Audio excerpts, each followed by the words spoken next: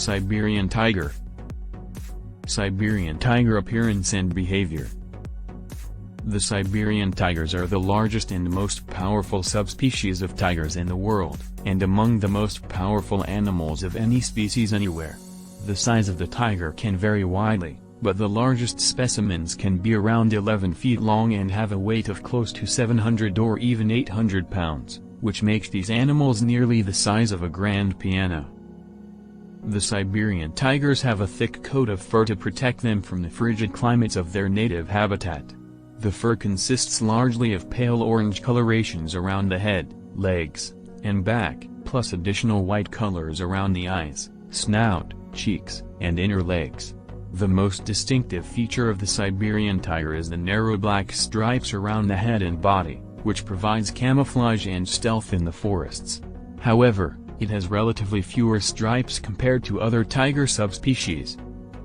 Other distinguishing characteristics of the Siberian tiger include the thick paws, short pointed ears, flattened head and snout, a big muscular body, and a tube-shaped tail with black and white markings. It has longer hind legs than front legs, which enables it to jump truly impressive distances in the air to subdue prey. Their long and fearsome claws and teeth allow them to latch on and prevent the prey from escaping. Tigers mainly communicate through their sense of smell and their limited vocalizations. Their long whiskers also help them navigate close spaces, especially in the dark. However, like many other feline species, Siberian tigers lack a complex social structure. They are largely solitary creatures that aggressively police their territories through either claw marks on trees or scent marks sprayed with urine and secretions. This tells other tigers to be wary of intruding on an individual's current hunting grounds. Despite their fierce territorial aggression, these tigers are actually somewhat mobile animals that have been known to travel hundreds of miles at a time in search of homes and mating opportunities. Young adult males in particular may move frequently before establishing a more permanent territory. Male and female territories often overlap slightly for mating purposes. Siberian tiger reproduction, babies, and lifespan. Siberian tigers have no fixed reproduction schedule. Instead, they can mate at any time during the year. The mating cycle usually begins when one of the tigers leaves scent or scratch marks on nearby trees to attract their mate. The male and female will then meet and spend a few days with each other alone. The male will depart soon after, leaving the female to take care of and raise the cubs alone. After carrying the unborn young for about 3 months, female tigers will produce litters of 2 to 6 cubs at a time. As they are typically born blind inside of dens, the cubs are most vulnerable during this period and require quite a bit of care and attention. The female may leave them alone in the den for short periods of time as she searches for food. It takes a few months before the cubs will be fully weaned from their mother's milk. The mother must then not only hunt for herself, but also for her quickly growing cubs, which will become more self-sufficient at only about 18 months of age.